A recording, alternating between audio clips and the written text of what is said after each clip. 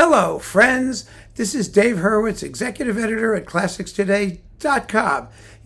Some of you asked me to do a chat once we wrap up the works I couldn't live without series, performers I couldn't live without, and break it down: violinists, pianists, singers. We could do an endless quantity of them.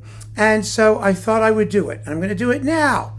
I'm going to wrap it all up in one fabulous bow tie. This includes all the performers I couldn't live without, because the list is 0.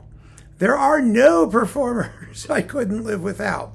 I take this as sort of one of my guiding principles as a critic, that what matters is composers and works.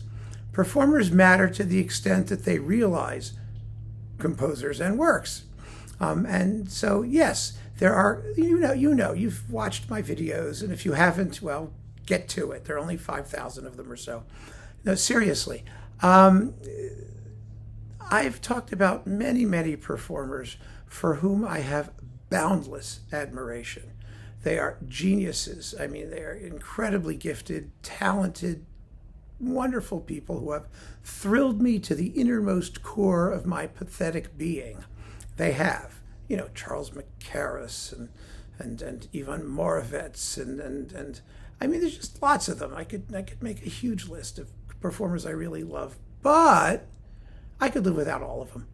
I really could, because one thing I have learned in my peregrinations through the world of classical music, with all of this music, tons and tons and tons of it, right? It's all over the place. All of this music I've listened to and continue to listen to and will still listen to.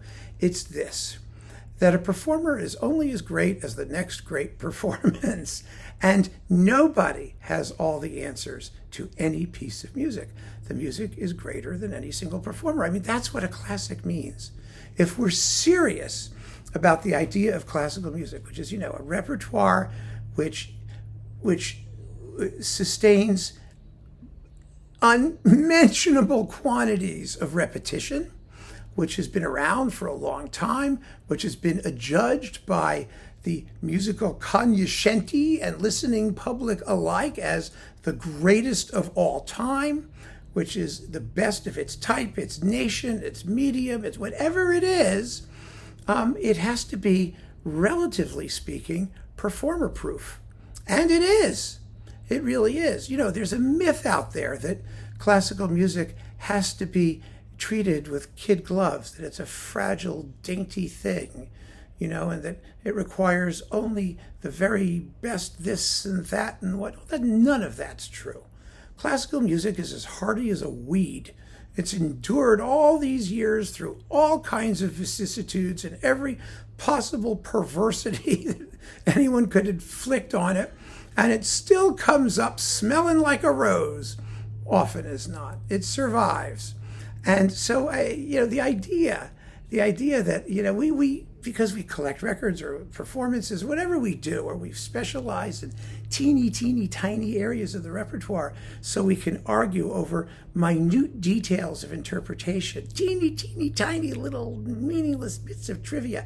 And I see people saying this: the trumpet was flat from the very beginning. Someone said, I can't listen to Levine's Mahler Fifth. The trumpet plays with vibrato. I can't tolerate it, so throw the thing out. Well, people like that have no sense of priorities, quite frankly. I mean, okay, so you don't like the trumpet part in those 5 bars. Who cares? What about the rest of it, right? So, but my point is this, that performers are very, very necessary, obviously, and I am happy to promote the ones who I think do a fabulous job and then trash the ones who I think don't. But I could live without them. There is nobody I go to sleep saying, if I did not have so-and-so's performance of work X, I just couldn't live another minute. Or my time on the desert island would be made immeasurably more miserable without this particular version of that particular work. There are always different viewpoints, different approaches. they are often equally valid or equally atrocious.